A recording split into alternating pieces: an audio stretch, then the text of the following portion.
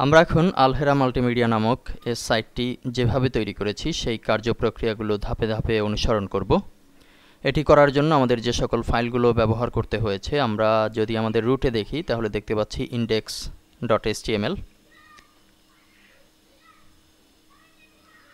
Cascading style sheet অর্থাৎ CSS এর জন্য style.css, ইমেজ রাখার জন্য একটি ফোল্ডার ইমেজ, জাভাস্ক্রিপ্টের ইমেজ রাখার জন্য একটি ফোল্ডার, এছাড়া জাভার 4টি ফাইল এখানে অন্তর্ভুক্ত হয়েছে। আমরা এখন এগুলোকে ব্যবহার বিধি কিভাবে করেছি, কোথায় কোন কোডিংগুলো করেছি সেগুলো জানার জন্য চলে যাচ্ছি ম্যাক্রোমিডিয়া ড্রিমওয়েভারে। এখানে আমরা এখন আছি style.css পেজে। আমাদের একটি কথা স্মরণ রাখতে হবে যে প্রফেশনালি যখন কাজ করতে হবে তখন কিন্তু সিএসএসকে সুবিন্যস্তভাবে সাজানো খুবই জরুরি, কেননা নর্মালি একটি কাজ করা আর প্রফেশনাল লেভেলের কাজ করা কিন্তু অবশ্যই ডিফারেন্স বিদ্যমান থাকতে হবে। HTML এর যে সকল কোডগুলোকে আমরা রেডিমেড অবস্থায় পাচ্ছি, যেমন বডি, এটি HTML এর একটি কোড। আমরা যদি একটি পেজ খুলি, নতুন একটি পেজ HTML, তাহলে দেখতে পাচ্ছি যে এর ভেতরে কিন্তু বডি নামে একটি কোড অন্তর্ভুক্ত রয়েছে। আমরা যদি আমাদের ডিজাইন মোডে কিছু লিখে এন্টার প্রেস করি তাহলে কিন্তু এখানে পি তৈরি হলো। পি হচ্ছে প্যারাগ্রাফ, এটি একটি রেডিমেড কোড। আমরা যদি কাউকে কোনো লিঙ্ক দিতে চাই, ধরুন এটিকে যদি আমরা একটি লিঙ্ক দিতে চাই, তাহলে এখানে এ তৈরি হলো, এটি একটি রেডিমেড কোড। এভাবে করে আমরা যদি এটিকে চাই যে হেডিং 1 2 এভাবে যদি আমরা 2 করে দিতে চাই তাহলে কিন্তু এইচ শব্দটি যুক্ত হলো। অর্থাৎ বোঝাতে চাচ্ছি যে এগুলো হচ্ছে HTML এর রেডিমেড কিছু কোড। এই কোডগুলোকে আমরা CSS এও বিভিন্ন স্টাইলের মাধ্যমে কার্যকরী করে নিতে পারবো, এবং এই কোডগুলোর শেষে কোনো ডিপ ক্লাস বা আইডি যুক্ত হবে না। যেমনি আমরা নিচের দিকে যদি আসি, যেমন এটি একটি ক্লাস, ডট অর্থ হচ্ছে ক্লাস, আমরা বেসিক লেসনগুলোতে দেখেছি। এবং এখানে যে চিহ্নটি আছে হ্যাশ, এটি হচ্ছে আইডি চিহ্ন। আমরা যখন ডিভ আইডি করব তখন এই চিহ্নের ব্যবহার CSS এ হয়ে থাকে। কিন্তু বডি, পি, ইমেজ, এইচ এর যে ব্যাপারটি আমরা দেখেছি, এগুলোর জন্য কিন্তু কোনো প্রকার ক্লাস বা আইডি অন্তর্ভুক্ত করতে হয় না।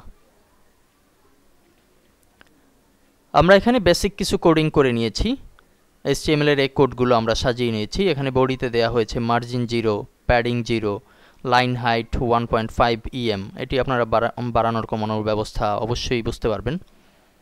ফন্ট ফ্যামিলি, ফন্ট সাইজ, এটি হচ্ছে বডির ভিতরে নর্মাল যে সাইজটি থাকবে।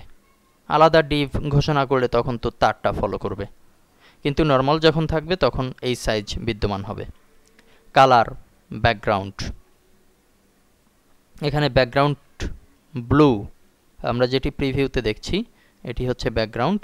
নিচের দিকে দেখলেও আমরা বুঝতে পারবো এটি হচ্ছে ব্যাকগ্রাউন্ড কালার।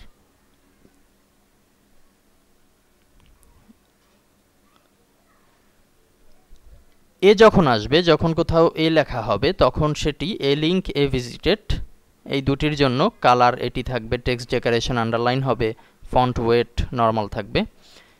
এ অ্যাক্টিভ, এ হোভার, যখন কার্সার নিয়ে যাওয়া হবে কোনো লিঙ্কের উপরে, এখানে যেমন আছে, এগুলো ঠিক না, এগুলোর জন্য আলাদা ক্লাস ব্যবহার করা হয়েছে। কিন্তু আমরা যদি আর্টিকেলের ভিতরে নর্মালি এ লিখে যাই কোনো ক্লাস ছাড়া, তাহলে কিন্তু আমরা সেটি বুঝতে পারতাম।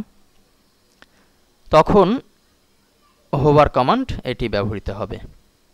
পি, যখন কোনো প্যারাগ্রাফ তৈরি হবে, যেমন এখানে যদি আমরা মাঝখানে একটি প্যারাগ্রাফ দিয়ে দিতাম, এটি যদি আলাদা প্যারা হতো, তখন আমাদের কি ফলো করতো, সেটি মার্জিন 0, প্যাডিং 0। এখন যেটি আছে এখানে একটি প্যারা অর্থাৎ একটি পি অবস্থায় আছে। ইমেজ, যখন আমরা নর্মাল কোনো ইমেজকে আনবো, আলাদা কোনো প্রকার ক্লাস আইডি ব্যবহার করব না, তখন এই কোডগুলো ফলো করবে। H1 এর বেলায় ঘোষণা করা হয়েছে মার্জিন 0, প্যাডিং দেয়া হয়েছে, ফন্ট সাইজ দেয়া হয়েছে, font colour, font wait normal এগুলো দেয়া হয়েছে। H2 এর বেলায়, H3 এর বেলায় দেয়া হয়েছে। এবং শেষের দিকে আমরা ডট ক্লিয়ার নামে একটি ক্লাস তৈরি করেছি। Clear both wide 100%, height 0 pixel, font size 0 pixel. এটি আমাদের ব্যবহার করতে হবে ফ্লোটে। যদি আমাদের কখনো সমস্যা করে, ফ্লোট ব্যবহার করতে হয় প্রফেশনাল লেভেলে কাজ করতে গেলে। তখন যদি আমাদের কোনো সমস্যা করে, তাহলে কিন্তু আমার এটি ব্যবহার করে সেই সমস্যার সমাধান আমরা পেতে পারি। এখানে আমরা বেসিক যে জিনিসগুলো আমাদের দরকার হবে সেই বিষয়গুলো, সেই সিএসএস কোডগুলো নিয়ে আমরা আলোচনা করেছি এবং পরবর্তী লেসনে আমরা এর ইমপ্লিমেন্ট দেখব।